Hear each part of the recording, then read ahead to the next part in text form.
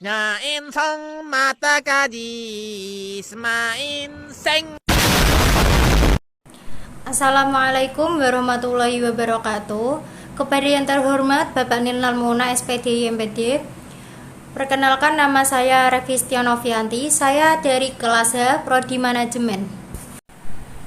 Baiklah, di sini saya akan menyampaikan materi mengenai Islam dan Iptek yang berjudul Pendidikan Islam dan Tantangan Globalisasi.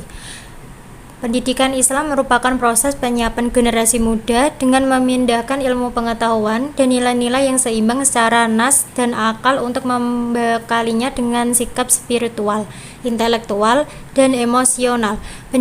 Melalui pendidikan inilah diharapkan dapat tertata basis nilai, pemikiran, dan moralitas bangsa agar mampu menghasilkan generasi yang tangguh dalam keimanan, tokoh dalam kepribadian, kaya dalam intelektual, dan unggul dalam penguasaan ilmu pengetahuan dan teknologi.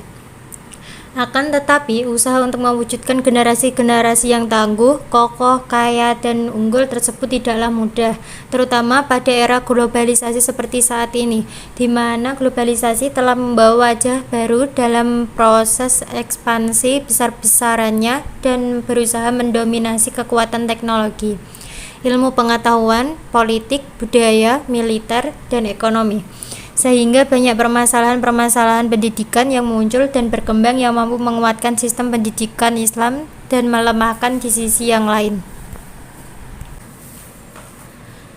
Selanjutnya yaitu permasalahan-permasalahan yang muncul pada globalisasi. Yang pertama yaitu konformisme. Konformisme biasanya terjadi pada suatu kondisi yang sudah mapan atau established dan merambat dengan halus di setiap ranah kehidupan manusia, tidak terkecuali dunia pendidikan.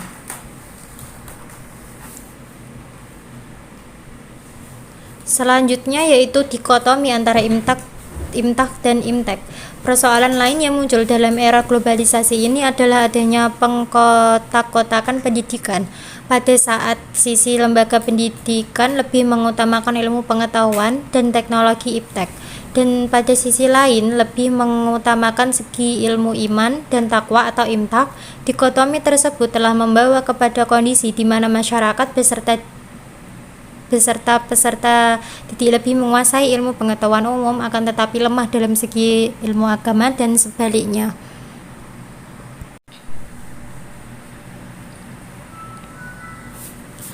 Baiklah, selanjutnya yaitu 3 perubahan orientasi. Upaya ini telah mempersempit makna pendidikan menjadi urusan persekolahan saja. Sekolah dapat dianggap berkualitas dan diakui dunia apabila berbahasa pengantar bahasa Inggris dan berlabel internasional. Dengan ini, berarti lembaga pendidikan telah mematikan potensi lokal dengan mengedepankan franchise kurikulum asing. Kurikulum asing diterapkan dengan jumlah yang dominan sehingga lambat laun peserta didik tercabut dari akar budayanya karena kehilangan sistem nilai dan ide adiluhung bangsa dan Islam.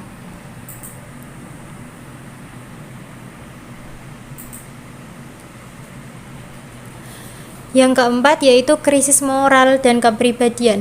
Kurikulum, materi, proses, dan semua yang terlibat dalam pendidikan modern tersebut sedikit memiliki elemen moral atau bahkan tidak. Moral dan kepribadian menjadi sesuatu yang benar-benar dikesampingkan karena dianggap tidak akan membawa kepada keberhasilan yang dicita-citakan.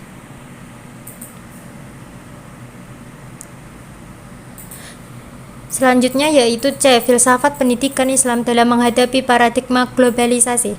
Tidak dapat dipungkiri bahwasanya pendidikan secara umum dan pendidikan Islam khususnya sedang dalam pergulatan krisis multidimensional sebagai bagian dari globalisasi.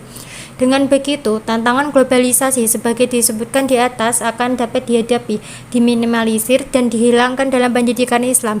Langkah utama adalah kembali kepada konsep dasar pendidikan Islam. Di antara konsep dasar tersebut adalah sebagai berikut. Yang pertama yaitu pendidikan Islam mendorong optimalisasi akal. Yang kedua yaitu Islam itu moderat dan seimbang. Yang ketiga, keseimbangan antara dimensi pribadi, sosial, dan alam. Yang keempat, Islam memberdayakan aspek iman dan akhlak. Sekian materi yang saya sampaikan. Kurang lebihnya saya mohon maaf. Wassalamualaikum warahmatullahi wabarakatuh.